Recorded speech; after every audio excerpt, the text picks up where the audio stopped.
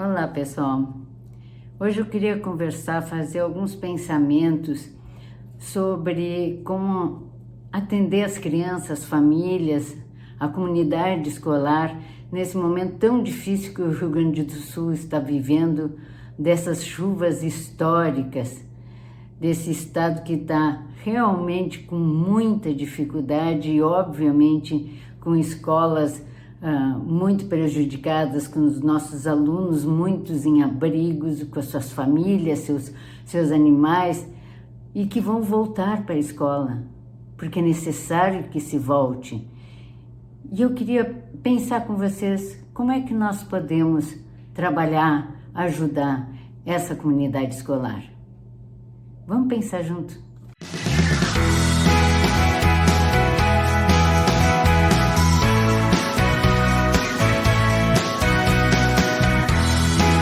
Olá, então eu sou Vivian Buck, psicóloga escolar, sou coordenadora do Centro de Aperfeiçoamento em Psicologia Escolar, o CAP, e hoje venho aqui falar para vocês uma reflexão, algumas ideias no sentido da gente poder ter subsídios, alguns recursos para podermos trabalhar com os nossos alunos, com as suas famílias, enfim, com toda a comunidade escolar, quando retornarem às escolas.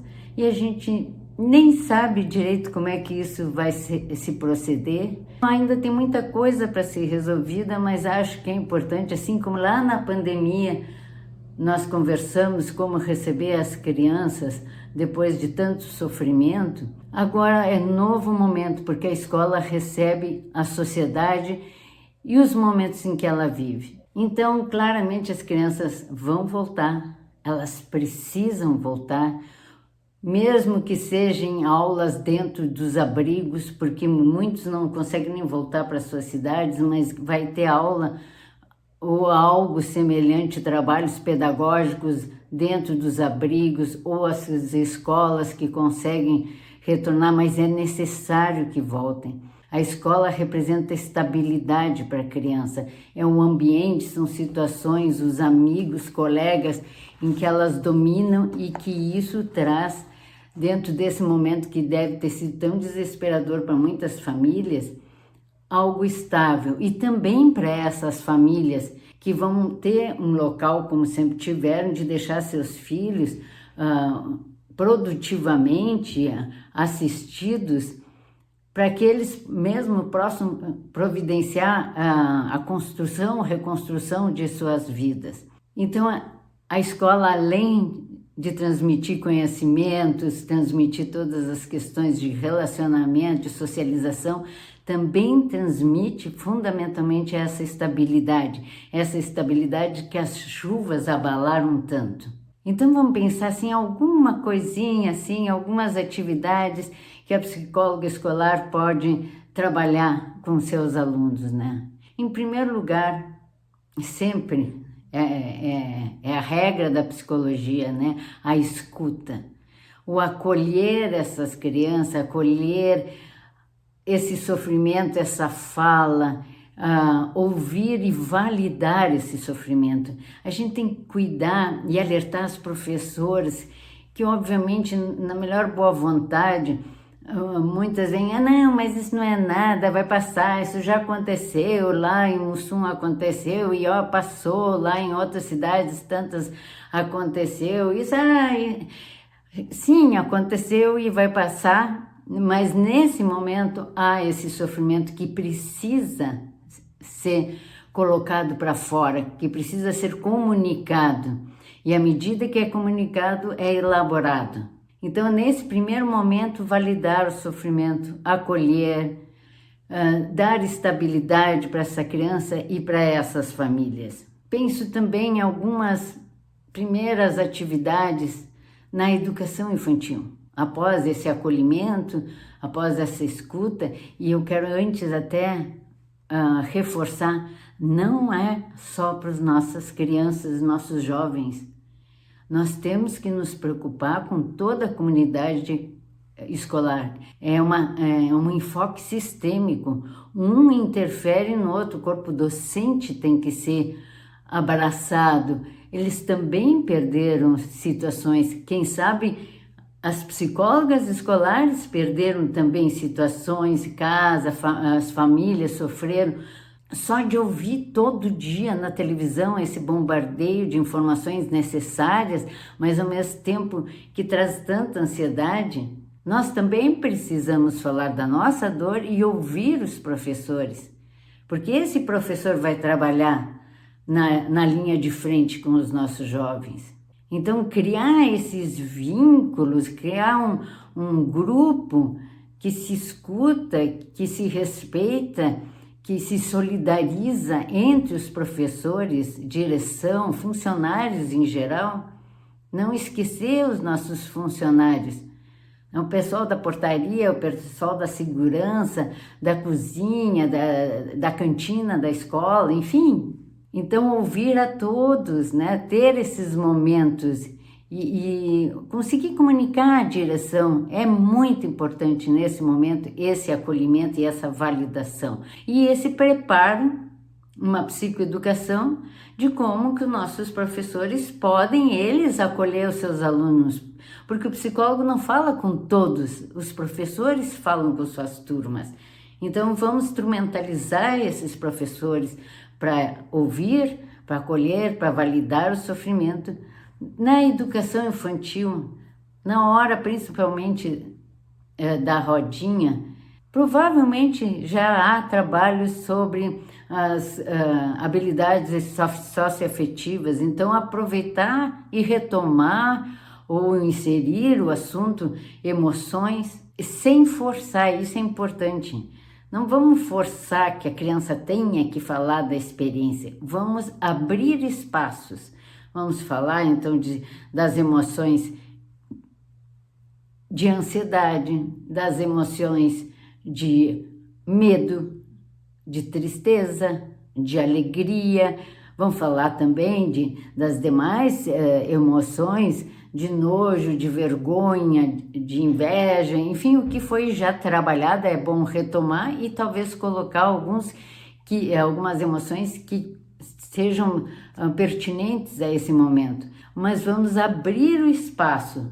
Cada criança vai comunicar o que ela pode comunicar, no sentimento que ela pode comunicar e fazer com que as outras crianças, e elas fazem isso. Isso para educação infantil e anos iniciais. Os anos iniciais já mais um pouquinho maduros, eles conseguem acolher muito bem, eles conseguem ouvir o colega, e isso nós também temos que trabalhar, porque a ansiedade é grande, todo mundo quer falar junto. Não, um de cada vez. Então, isso também é um terreno, também é um momento de psicoeducação. E essas professoras depois têm que ser ouvidas, porque essa carga dessas crianças também vem para elas. Muitas crianças vão colocar os sofrimentos da família. E essas professoras também ficam com essa ansiedade, com essa angústia. Então é hora de compartilhar essas histórias. Mas e a educação, ensino fundamental, anos finais e ensino médio? Também nesse trabalho de competências socioafetivas, o que nós podemos trabalhar principalmente agora é resiliência, solidariedade, gratidão. Vejam, a resiliência nós vamos ter que ter. Alguns já têm mais, outros nem tanto. Como é que é formada a resiliência? Por características pessoais, por experiências de vida, também como essa que estamos tendo, e por vínculos significativos, por relações significativas. E é aí que nós entramos. Criar, fomentar que a escuta um do outro, que a ajuda que um pode prestar ao outro nesses adolescentes, e eles estão vendo, eles já estão engajados muito no voluntariado. E aí isso é resiliência, é nos momentos difíceis buscar forças dentro da gente, mas também que recursos externos nós temos. E favorecer esse pensamento, favorecer o que mais se pode fazer. Um pensou uma coisa, o outro sabe de outra, e que a gente possa trabalhar isso. possa trabalhar fake news, né? O quanto isso prejudica nesse momento, muitas vezes de boa fé. Acho que também, além da resiliência fundamental, entra junto a solidariedade. Isso que nós vimos tão forte, estamos vendo, a dor do outro é a minha dor. Se eu posso ajudar, daqui a pouco é o outro também que me ajuda. A solidariedade que nós estamos recebendo de inúmeros estados, de inúmeras cidades. Nós temos aqui as nossas especialistas em vários locais do Brasil, alunas que se especializaram no CAP e que estão organizando lá nas suas escolas, lá longe do Rio Grande do Sul, que também é muito fácil ser longe do Rio Grande do Sul, né? Mas movimentos dentro das suas escolas para, enfim, que os alunos se solidarizem conosco. Esse trabalho não precisa ser só com os gaúchos, os catarinenses que estão sofrendo também junto, lá o pessoal do Pará, porque está na televisão. Então eles também podem ser mobilizados, e essa questão de solidariedade, e eles também verem as resiliências, que se em algum momento dos nossos rincões há seca, tem outros locais que há enchente.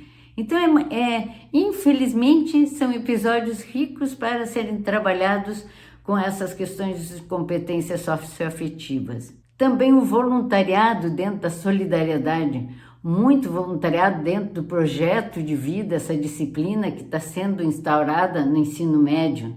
O quanto de voluntariado pode ser trabalhado, e mais, não é só fazer que as pessoas ajam e sejam voluntárias, é depois trabalhar esses sentimentos, porque o voluntário está na frente da batalha, ali no sofrimento, aquilo atinge ele. E aquele que também está lá dobrando roupa, vendo alimentos, também está vendo quanto ele está trabalhando para pessoas que estão numa situação muito difícil. Então, esses sentimentos também têm que ser elaborados. Essa é a regra, elaborar traumas, elaborar experiências. Até veio uma pergunta que não deveria se falar tanto, porque o trauma viria à tona. E eu quero que ele venha, porque ele vai embora, ele é esvaziado, ele deve ter solidariedade em troca, deve ter resiliência formada através desse trauma também. E eu quero colocar também outra situação para ensino médio, para os anos finais, gratidão. Porque todo mundo ajudou, está ajudando, mas também nós recebemos ajuda. Então, da gente ter essa noção, o quanto também os outros vieram responderam ao nosso sofrimento. E a gratidão faz parte de sermos gratos a quem também nos auxiliou no Brasil inteiro, mas ali o vizinho, ou aquele desconhecido. Então, que a gente tenha esse sentimento de gratidão. Um outro que está sendo divulgado, inclusive nas redes do CAP, também nós divulgamos pequenas cartilhas, principalmente também retornando à educação infantil, sobre chuvas, né, sobre enchente, tentando mostrar, trabalhar com as crianças. Esse é um material rico para ser trabalhado com as crianças. Lógico que cada professora que for trabalhar, ou a psicóloga que sentar com as crianças para trabalhar, deve ler antes e ver se esse material se adapta à sua realidade e aos seus alunos. Não é comprar e ir aplicando, e nem é distribuído gratuitamente. Acessem o Instagram do CAP, colocou um, e eu acho que deve ter um ou dois que podem ajudar vocês, e tem outros também na internet. Então, são tentativas, colocar para os pais também essas cartilhas, que eles também podem trabalhar com seus filhos, para tentar elaborar, para tentar entender enchentes que pode acontecer de novo. Sim, pode acontecer. Como vai ser, não sei. Vamos então mostrar que acontece essas questões climáticas, trabalhar sobre elas, e mostrar que, bom, mesmo assim nós temos força. Outra questão que pode muito acontecer, que aconteceu na pandemia, que nós já temos alguma experiência nisso, é a ansiedade. São crises de pânico. Tem um nome aqui que eu vou dar para vou até ler: pluviofobia, medo, fobia de chuva. Então, essas crianças que passaram por situações muito dramáticas podem mostrar, daqui a pouco chove, vai chover, é óbvio, e podem ficar muito ansiosas. Não só com a chuva, pode ficar lembrando de situações e trazer sentimento de muita ansiedade, de crise de pânico, e nós vamos ter que estar preparados também e instrumentalizar nossas professoras das técnicas de relaxamento, das técnicas de respiração, de conversar com a criança para ela se acalmar. Então, essas questões podem ainda surgir algum tempo adiante. E, fundamentalmente, o que nós temos que passar também para a nossa comunidade escolar e termos dentro de nós é esperança. É essa solidariedade que nos dá esperança que isso também vai passar. A pandemia passou, deixou consequências, deixou dramas, mas passou. Essa agora também vai passar. E que juntos, pode parecer clichê, mas é verdade, juntos somos mais fortes. Gratidão, esperança, solidariedade, resiliência. Agora, infelizmente, é um momento em que realmente esses sentimentos se tornam presentes e se tornam fundamentais para a nossa saúde mental. Eu espero que vocês tenham um trabalho bastante profícuo, que dividam as experiências entre as escolas, que dividam as experiências entre os professores e docentes. E bom sucesso no trabalho de vocês. E tenham esperança. Tchau.